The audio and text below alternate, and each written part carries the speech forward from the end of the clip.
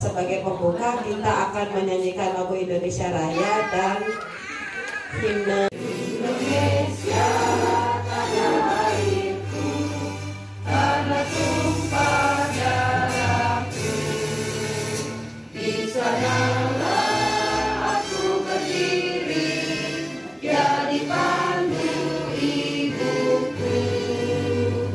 Demi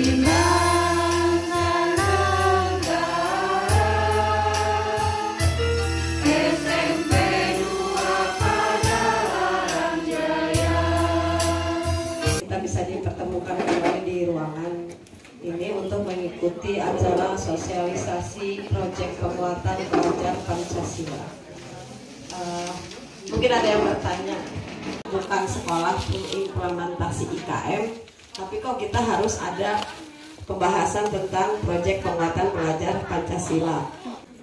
Kok kita ikut-ikutan, gitu ya?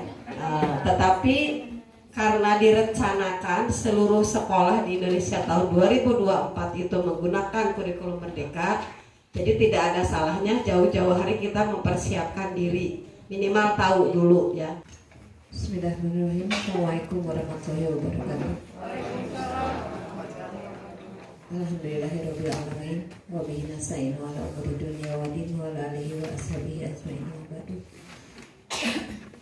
Pemerintah meluncurkan IKM ini dengan berbagai pilihan, dengan berbagai ketentuan. Yang pertama itu mandiri belajar, mandiri berubah dengan mandiri berbagi. Mandiri belajar, prinsip-prinsip kurikulum merdeka itu diterapkan. Di antaranya adalah metode pembelajarannya, yaitu pembelajaran berdiferensiasi. Mandiri berubah, ada yang namanya platform Merdeka Mengajar. Di sana ada aplikasi, salah satu menunya adalah perangkat ajar, silakan mengambil di sana.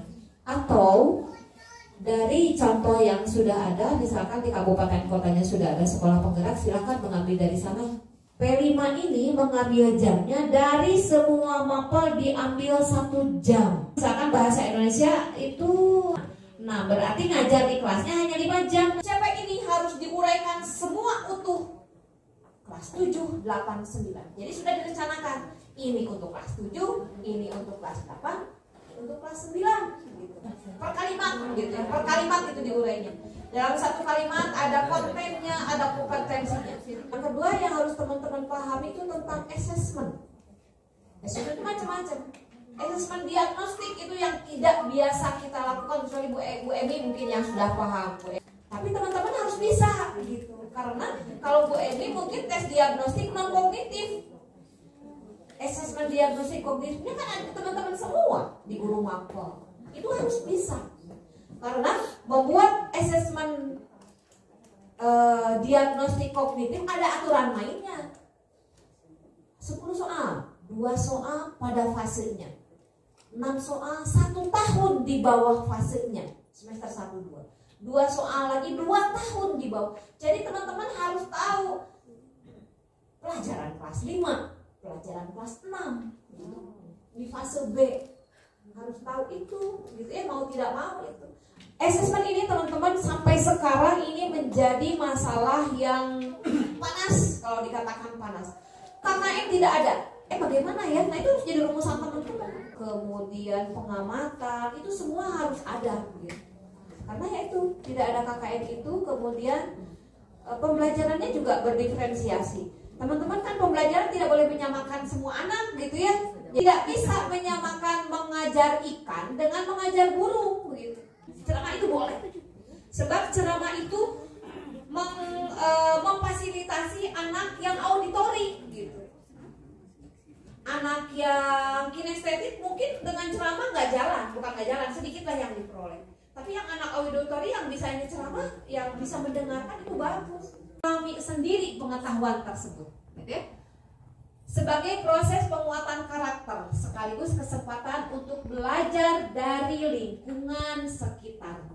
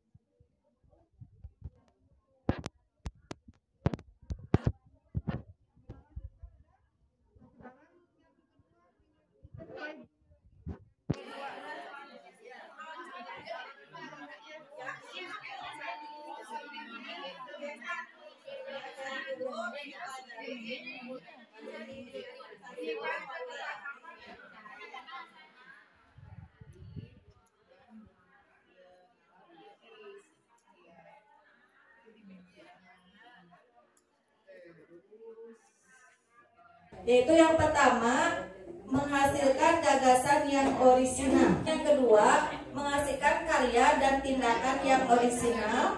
Topiknya adalah mengenal lagu daerah, yaitu kebiasaan global dan kreatif. Sub-elemennya di sini mendalami budaya dan identitas budaya. Yang kedua yaitu aktif membangun masyarakat yang inklusif, ya, adil dan berkelanjutan. Akar masalahnya di sini banyak peserta didik yang belum mengenal budaya daerah.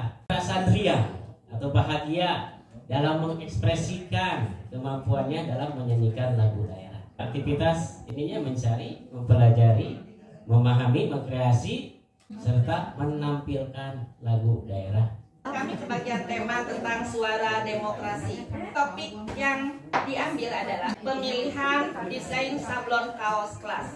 Akar masalahnya adalah untuk mengakomodir keinginan siswa dalam memiliki kaos kelas dengan desain sendiri. Dalam organisasi sekolah dan atau dunia kerja. Menggunakan kemampuan berpikir sistem, siswa menjelaskan keterkaitan antara peran individu terhadap kelangsungan demokrasi Pancasila. Topik yang kami munculkan adalah sampah di sekolahku. Pertama, dimensi beriman, bertawakal pada Tuhan Yang Maha Esa dan berakhlak mulia. Elemennya akhlak kepada alam. Sub-elemennya ada dua, memahami keterhubungan ekosistem bumi dan menjaga alam sekitar. Dengan alur yang pertama, memahami konsep sebab akibat di antara berbagai ciptaan Tuhan dan mengidentifikasi berbagai sebab yang mempunyai dampak baik atau buruk, langsung atau tidak langsung terhadap alam semesta. Kedua adalah mewujudkan rasa syukur. Untuk kolaborasi di sini ada kerjasama menyelaraskan tindakan sendiri dengan tindakan orang lain untuk melaksanakan kegiatan dan mencapai tujuan kelompok di lingkungan sekitar. Yang pertama, mengenal dan menghargai budaya. Yang kedua, refleksi dan bertanggung jawab terhadap pengalaman pembinaan. Elemen mendalami budaya dan menumbuhkan rasa menghormati terhadap keanekaragaman budaya. Deskripsi proyek masalah. Pada umumnya siswa lebih menyukai makanan cepat saji atau junk food.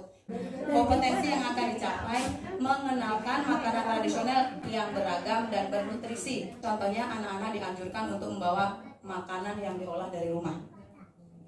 Kemudian yang perlu dipahami siswa adalah mengenal bahan makanan yang mengandung nutrisi, kemudian mampu mengolah makanan sehat dari bahan yang sederhana yang ada di lingkungan. 3. Menumbuhkan rasa bangga dengan mengkonsumsi dan membuat makanan tradisional. Aktivitas yang pertama, membawa contoh makanan tradisional. Kita ambil satu sampel yang seperti gambar di depan. Kemudian mengidentifikasikan bahan-bahan yang digunakan dalam makanan tersebut dan mencicipi. Kemudian yang ketiga, mempraktekkan dengan cara membuat makanan yang dibawa tadi. Kami fokuskan ke rekayasa teknologi, dimensi, elemen dan sub-elemennya. Kemudian mengangkat 2 dimensi dan 2 elemen, si bergotong royong, elemennya kepedulian. Adapun sub elemennya yaitu menyelaraskan tindakan sendiri dengan tindakan orang lain untuk melaksanakan kegiatan dan mencapai tujuan kelompok di lingkungan sekitar, maksudnya di lingkungan sekolah, serta memberi semangat pada orang lain untuk bekerja efektif dan mencapai tujuan bersama. Kompetensi yang akan dicapai oleh peserta didik apa? Yang pertama itu peserta didik diharapkan mampu bekerja sama dan bergotong royong dalam pengolahan sampah kemasan makanan dan minuman bekas. Kreatif terserah dia nanti mau buat produk apa. Yang pertama itu tanggap terhadap lingkungan sosial sesuai dengan tuntunan peran sosialnya dan berkontribusi dengan kebutuhan masyarakat. Bahwa core-nya itu bukan produk, sekali lagi. Sedikit saja Bu, terkait dengan asesmennya. Apakah nanti penilaiannya itu tersendiri atau misalkan seperti sekarang misalkan mau PAT, PAS, ada proyek membuat soal gitu, atau nanti tersendiri membuat soal dikembalikan lagi ke sekolah karena sudah merdeka itu. Ada acara membuat soal bersama karena soal ini jangankan soal bersama, ujian nasional aja hilang.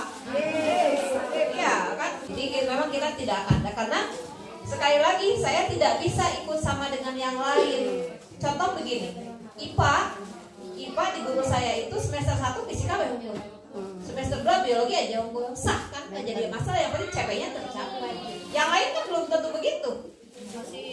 Masih misalkan dikolaborasi antara fisika dengan biologi, misalkan juga boleh ya. Apakah bisa bersama? Nggak bisa. Ya, jadi kita sudah mulai soalnya itu berbasis AKM, jadi sudah literasi, numerasi, kemudian soalnya sudah tidak pilihan ganda biasa saja, pilihan ganda kompleks, kemudian penjodohan, benar salah, esai dengan pilihan jawab itu sudah kita masukkan semua. Itu mungkin ya Bu ya. Ya baik teman-teman, closing aja mungkin ya. Baiklah teman-teman, saya terima kasih sekali.